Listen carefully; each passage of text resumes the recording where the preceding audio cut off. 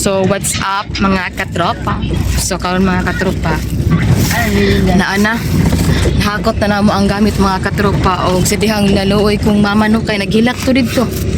Pero managing mga katropa nga wag tay mahimuan na basta kay karon mga katropa mo na gid ang adlaw sa paghukom sa tanan. So karon si mama to didto.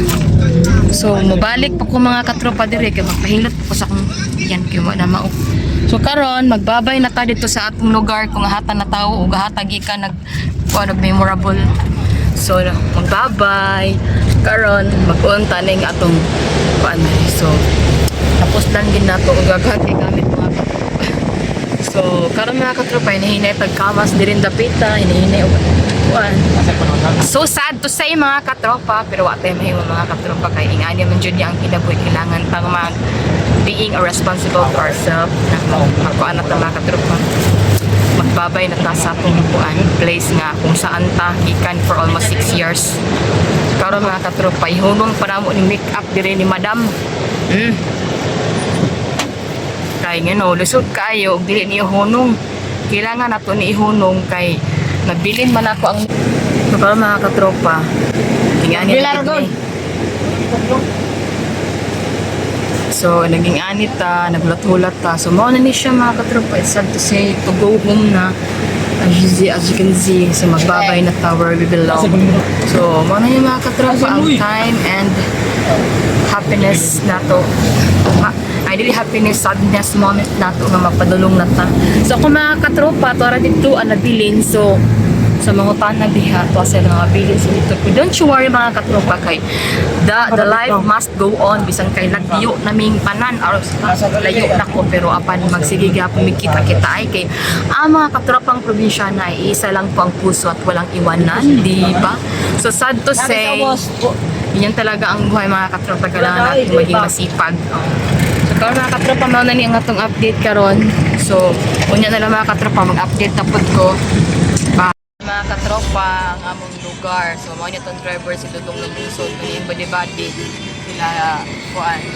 So mao ni ang ilang among ginapul karon. So kabi si batang pasaway surutoy mong dagan. So karon mga katropa na diri mi mga katropa diri ang agyanan diri ang iyo mga katropa sa atong kalugaran diha. Nakabalo ko si mama dito karon naghilak na to pero kabalo ko makasabot ra po si mama ngay kanon na ani ni. Kaya nga no, tungod banggod nga, si Batang Pasaway is naring kamot siya nga ma-build yung family na dili bito magkalisod. Gusto niya nga maharuhi ang tanan. So manang gihimo niya kabalo jud ko kay si Batang Pasaway ang iyang future, ang ginahuna ang iyang mindset na ang iyang pamilya niya maluwas niya pohon. So kabalo ko si mama pohon malipay ra ka anima kanigihimo sa imong anak nga ningan. Tungod ra man sa kuan mga katropa no.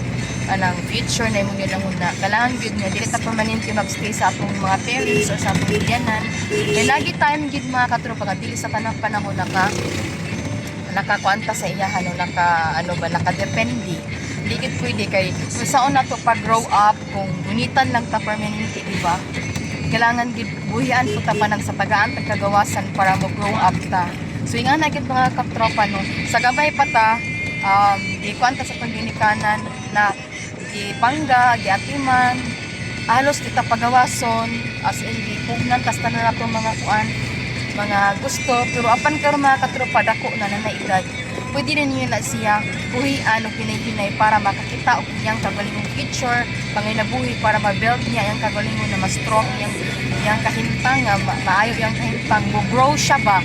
Kung na siya bulak mga katropa na kailangan ninyo nga, pwede siya bisbisan, para in times of gusto na po siya nga mabuhi siya mga katropa kagibig bubuan mo siya tubig so mao ni pili mga katropa tulay so mao ni diri ang view mao na gwapa kayo mga katropa so mao ni so kita gid niyo mga katropa nga ani na nga tong lugar karon so palayo to sa mga tao na mga dili maayo so pero bisag nga na mga katropa no stay humble lang gyapon ta bisag grabe na kasakit atong gibati nga kaaniyag po na nagpitang pasakit nila pero laban lang yapon ta mga Japan.